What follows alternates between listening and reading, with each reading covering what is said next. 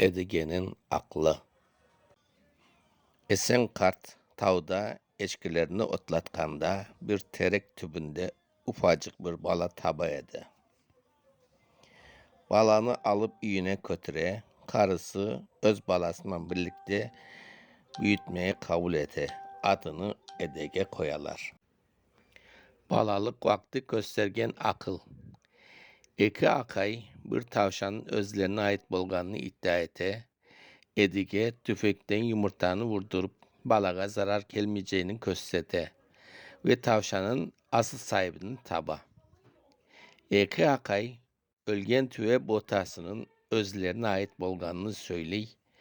Edige tüvelerini serbest bıraktıra öz botasına çok sagan söve sahibini bildire. Toktamış han tuya. Edige'nin aklı tilden tilge tarkıtırla ve Toktamış Han'ın kulağına kete. Han Canbayga 40 askermen bir de Esen kartını ve Edige'ni getirmesini emrete. Han Edige'ni görgen son anın fevkalade zekasına hayran kala. Kavalın sırrı ve gerçek. Edige tavda kavalını çalganda kökten bir ses göterile ve oga asıl kim bolganını ayta. Sen Kutlukaya'nın ulusun. Edige üyge kaytıp gerçekini öğrene. Asıl babası Kutlukaya.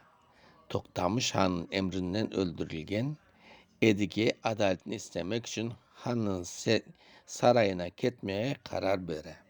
Edige'nin önünde uzun bir yol başlana. Büyük sınavlar ve Toktamış Han var.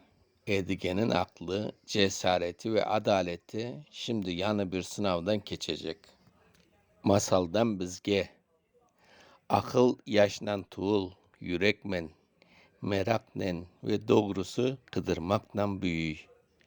Edige kişkene yaşına karamadan adaletini tapkan ve aklını kıdırmaktan vazgeçmegen.